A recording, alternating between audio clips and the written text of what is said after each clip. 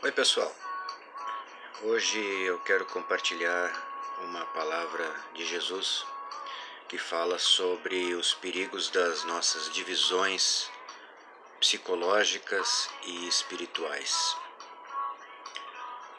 Essa palavra ela está em Lucas capítulo 11, versículo 17, e ele diz assim: todo reino dividido contra si mesmo será arruinado, e uma casa dividida contra si mesma cairá. Ele fala de reino e fala de casa porque eram palavras e expressões bem tranquilamente conhecíveis pelos seus ouvintes. Mas o que ele fala aqui é justamente sobre esses perigos da divisão psicológica e espiritual, da divisão de até mesmo filosofia de vida, mas sobretudo da divisão dos nossos conceitos e dos nossos pensamentos. Eu lembro que eu gravei um videozinho há um tempo atrás, creio que coisa de 3 meses, onde eu falava sobre a importância de nós não nos dividirmos em vários mestres, e sim termos apenas Jesus como mestre. Quando Pedro dizia a Jesus: para quem iremos nós? Tu tens palavra de vida eterna. Depois desse tu, que também pode ser classificado como só tu, não deve haver mais outro mestre que seja o nosso ponto de referência maior. Nós podemos ler, logicamente, e ouvir, enfim, termos contato com várias literaturas e várias fontes, e várias interpretações e várias filosofias, mas tudo em nós deve ser medido, deve ser avaliado, deve ser filtrado e deve ser lido por Jesus.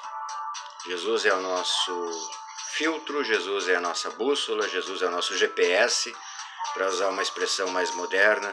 Jesus é a nossa chave de interpretação para as Escrituras, para a Bíblia, para tudo e para a vida. O estar dividido que Jesus fala aqui faz referência justamente aos vários tipos de filosofia religiosa / espiritual / psicológica que nós experimentamos hoje.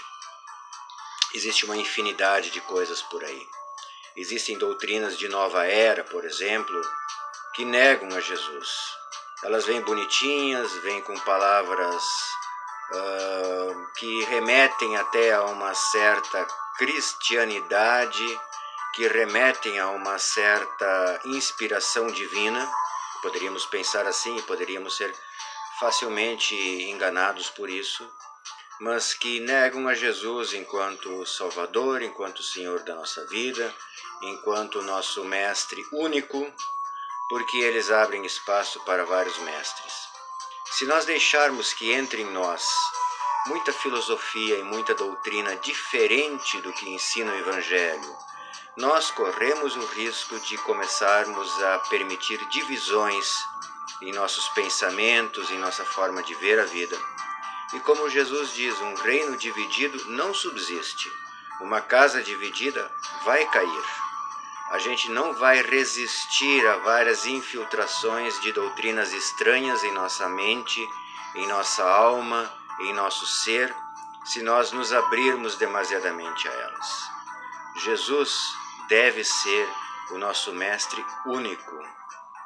Tudo aquilo que nos for pregado, inclusive dentro da igreja, inclusive em encontros cristãos, inclusive por pregadores que nós podemos até renomar como críveis e idôneos, tudo deve passar pelo crivo de Cristo, segundo as suas palavras, segundo o seu ensino no Evangelho.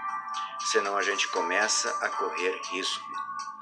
As doutrinas as mais estranhas, elas entram muito facilmente na mente daquele que não cuida para balizar o que entra por Cristo. O que acontece, e Paulo fala disso numa de suas cartas, ele diz que até o diabo se reveste de anjo de luz. Cuidado com aquilo que nós recebemos e com aquilo que nós aceitamos como facilmente crível.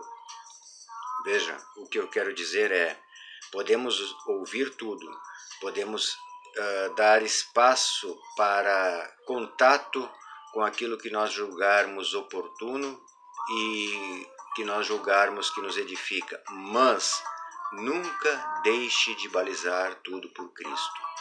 O que é segundo o Evangelho, o que é segundo a doutrina de Cristo, o que é segundo os seus ensinamentos, o que é segundo o seu comportamento e o seu exemplo de vida, fica.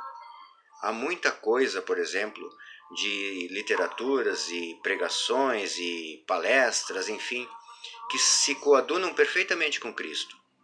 Mesmo coisas de fontes que não são explicitamente cristãs, mas que se coadunam com o Evangelho.